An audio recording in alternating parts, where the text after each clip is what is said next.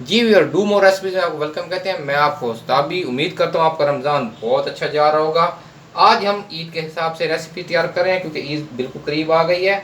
तो हमारी जो सबसे पहले ईद की रेसिपी है जो मैं तैयार करने जा रहा हूँ वो है शाही टुकड़े।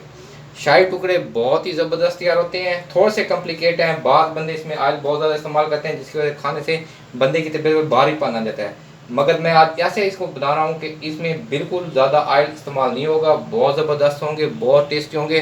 तो चलते हैं अपनी रेसिपी की तरफ। जी, सबसे पहले मैंने 1 लीटर दूध ले लिया।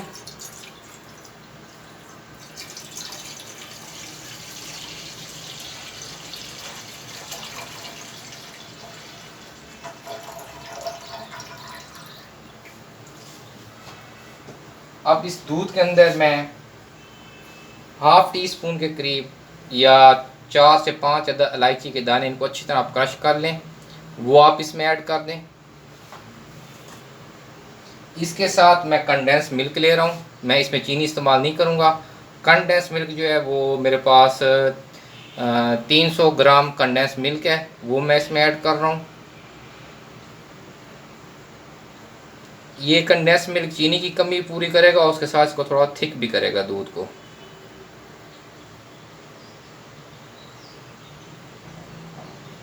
इसके साथ इसमें मैं हाफ टी स्पून के करीब केवड़ा एसेंस ऐड कर रहा हूँ और इसको मैं थोड़ा सा पका लूँगा, ज़्यादा मैंने ओवर कुक नहीं करना, जस्ट कि ये दूध गर्म हो जाए और ये चीज़ें बीच में अच्छी तरह मिक्स हो जाए।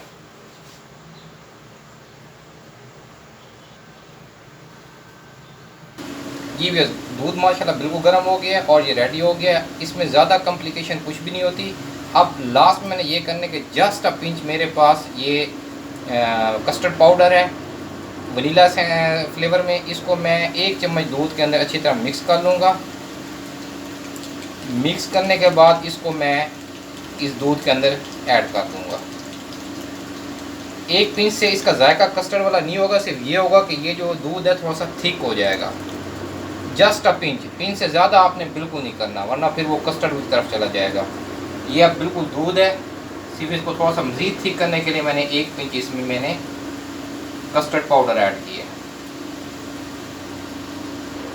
जी, दूध हमारा बिल्कुल रेडी हो गया। अब दूध को मैं साइड पे कर रहा हूँ और अपने सेकंड स्टेप की तरफ चलता हूँ। जी, सेकंड स्टेप में मैंने थोड़ा सा बटर लिया है। इस बटर के अंदर मैं कुछ ड्राई नट्स यूज़ करूँगा जिसमें मेरा पिस्ता और बादाम है। ये मैं इसके अंदर थोड़ा सा इनको रोस्ट कर लूँगा, बिल्कुल लाइट, ज़्यादा ओवर नहीं करना इनको। और रोस्ट करने के बाद इनको मैं साइड पे कर लूँगा।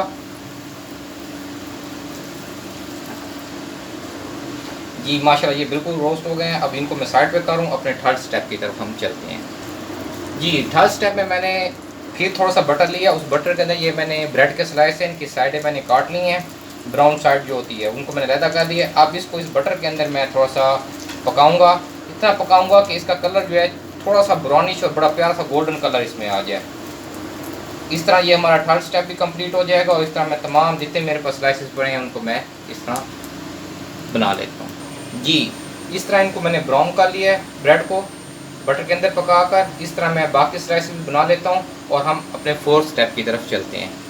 जी व्यूअर्स, माशाल्लाह ये हमारे फ्राई हो गए हैं। ब्रेड जो है बहुत ज़बरदस्त प्यारा कलर इस पर गोल्डन ब्राउन कलर आया है। बटर में मैंने इसलिए इनको फ्राई किया है कि बटर की वजह से ये हैवी नहीं होंगे। अगर इसको आप आम ऑयल में बनाएंगे तो वो थोड़ा सा हैवी पान आएगा, जब आप खाएंगे तो आपकी तबीयत में भारी पान आएगा।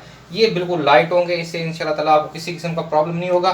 तो अब हम अपने फाइनल स्टेप की तरफ चलते हैं। इन तमाम अज्जा को हम इस तरह बनाते हैं कि हमारी जो ये है डिश है वो अपनी फाइनल शक्ल इख्तियार कर ले। जी, अब फाइनल रेसिपी की तरफ हम चलते हैं। इसको हम फाइनल करने के लिए अब सबसे पहले मैंने एक डिश ले ली है।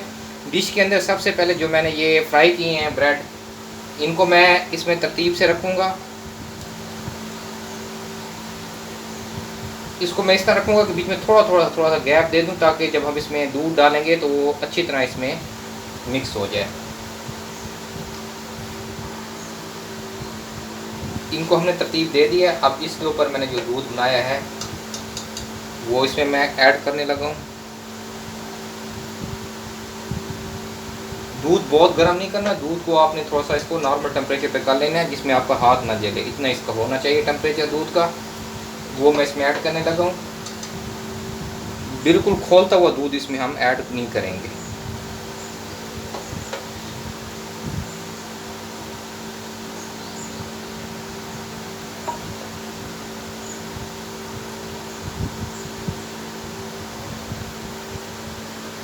जी, दूध मैंने ऐड कर दी। अब बिल्कुल लास्ट में मैं इसके ऊपर जो मैंने वो ड्राई नट्स फ्राई किए थे वो मैं इसके ऊपर ऐड करूँगा, इन ड्राई नट्स को।